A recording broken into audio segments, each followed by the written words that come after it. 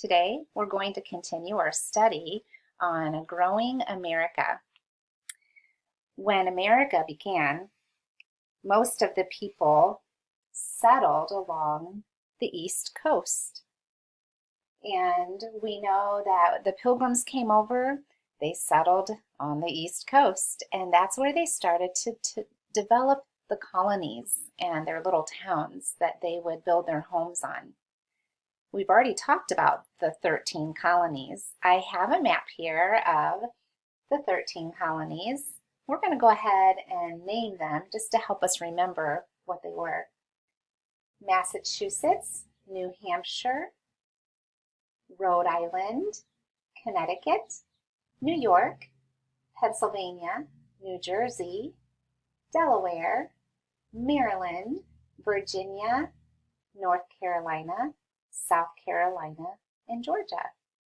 So as you can see, they were all settled along the East Coast, along where the Atlantic Ocean is. And some of them were feeling a little crowded. The bigger cities were Boston and New York City, and they were becoming very big. And even the colonies, the towns within the colonies, lots of people were starting to settle on the lands and build homes, and it was beginning to get a little crowded for some. And there were some people who wanted to explore what is further west. What kind of land is further west? And they wanted to move out west. And when I think of moving west, I think of California. Because I think, okay, over here is the East Coast. I know New York City is over here. And if I go all the way across America, I can get to California, sunny, beautiful California. And I also know that we have 50 states right now. But the time period that we're talking about, we started out with 13. And this land right here in the middle, that hadn't been settled in yet, at least not by the settlers. Who was in that land? Yeah, the Native Americans.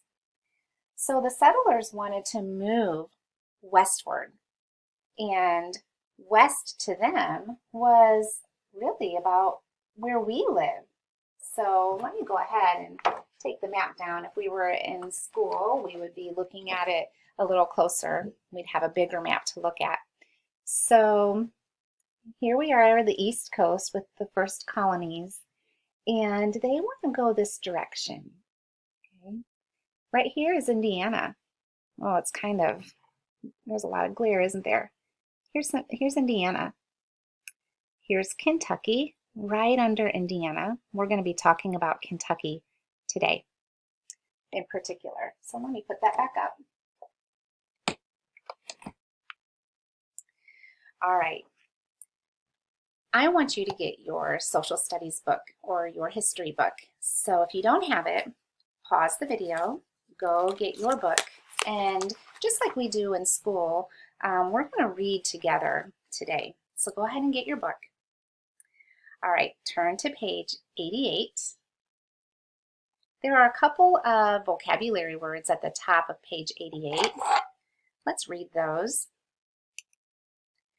Frontier, frontier, 2 syllables in that one, frontier, and pioneer. Let's clap that out, pioneer. So let's think about those words as we're reading. When you hear that word while we're reading, I want you to pay special attention to those words. The heading says America's Pioneers. Now, when I'm reading, I would like you to read out loud. Follow along with me. Use your finger to follow along, and I want you to read out loud. The United States was growing. More people sailed to America looking for a better life. More and more states were being added to our country. Big cities such as Boston, Philadelphia, and New York were growing bigger and bigger. Some men felt crowded and wanted to move on. They wanted to be surrounded by trees and land instead of people and buildings. They did not want to be fenced in. But where would they go? There was unsettled land in the West. Some people began to talk about moving there. Okay, take a look at that picture at the bottom. The caption says Boston, Massachusetts. So that's one of the first 13 states, Massachusetts. Boston is the city. That was one they talked about that was becoming very big. And you can see in that picture all the buildings. Turn to page 89. Please read with me and read out loud. Hardly anything was known about the West. There were no towns. This meant there were no doctors or stores. There were no sheriffs to uphold the law. There were many wild animals. It was a new frontier. The brave men and women who dared to move westward were called pioneers. A pioneer is a person who goes first and clears the way for the others who will follow. The first pioneers were men who traveled alone. Most of these pioneers walked. Some pioneers had mules to carry the few things they owned. What was a pioneer's main possession? His gun. With his gun, he could shoot his dinner and protect himself from danger. These pioneers prepared the way for the whole families to move the West. So I want you to think for a second. It said there were no stores or doctors or sheriffs or like policemen in the western frontier. What's the frontier? That was one of our vocabulary words. Well, we can look at the bold words. That's a text feature. So when we look at the bold words, we know those are the words that were the vocabulary words at the beginning. So you know that the frontier was an unsettled land. People weren't there yet. That's why there were no doctors. There were no stores built yet. They didn't have any sheriff departments. So there was nothing there. It was unsettled land. It was the frontier. And I want you to find the word pioneer and read this sentence with the word pioneer in it. I'm going to read it. A pioneer is a person who goes first and clears the way for the others who will follow. What kind of character traits do you think a pioneer would have? First of all, I think that they would have to be very brave. Right? They would have to be very brave. Let's go ahead and turn to the next page, page 90. At the top, there are two words, or a word and a phrase. The first word is Cherokee. That one's pretty familiar. We did a unit on the Native American Indians, and so I know that's the name of an Indian tribe. And then there's a phrase called, there it says, pave the way. Pave the way means to make a clear path. Let's read the heading first. A pioneer of pioneers. In 1775, the land that makes up Kentucky was bought from the Cherokee Indians. At that time, Kentucky was a wilderness of thick woods. How could pioneer families travel through this wilderness? Someone would need to pave the way. While many Americans were fighting the war for independence, Daniel Boone became one of America's first great pioneers. Led by Daniel, 30 men with axes, big axes that are super sharp and you chop down trees with them, right? Led by Daniel, 30 men with axes chopped a rough path from Virginia to the mountains of Kentucky. We'll look on our map in a second. This rough path through the forests and over mountains became known as the Wilderness Road. As the years passed, thousands of pioneer families traveled west.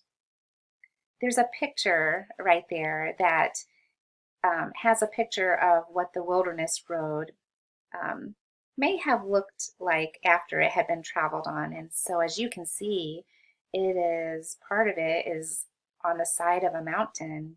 And look at all of the trees that are there. And what they had to do when they made that road, they had to chop all of those trees down and make a path. That took a long time, and it took all day long. That's all they did. That was their job.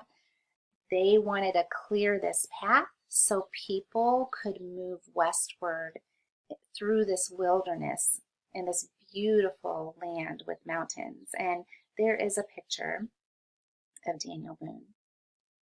Now, it says that they made this rough path from Virginia. Let's take a look at our map. So let me find Virginia. Whoops, I keep going the other way. Here's Virginia.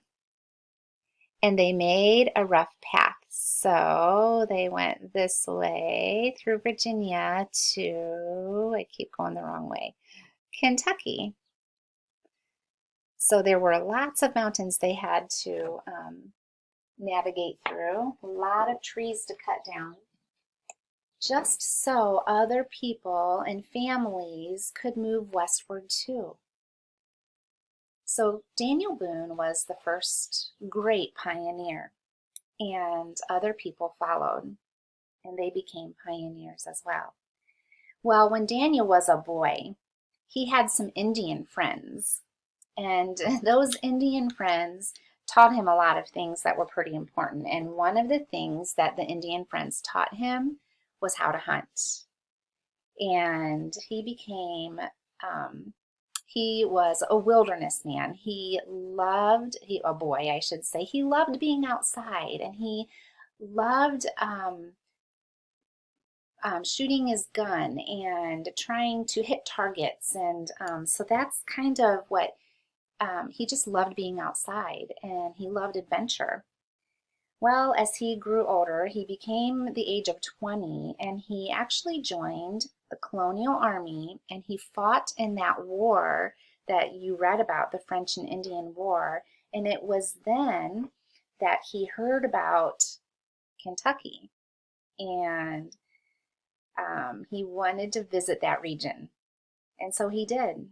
And that's when he decided we need to make a path through Virginia all the way to Kentucky, so other people can go that direction and settle in other land.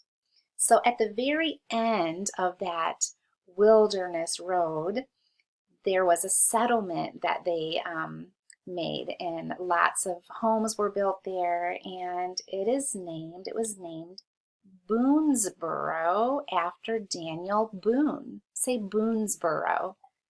Yeah. It was built in honor of Daniel Boone. Well, you're going to be watching some video on Daniel Boone and his life, and it's very interesting, and so I hope you enjoy that later this week. We're going to stop here for today, and we will read a little bit more tomorrow. Have a great day.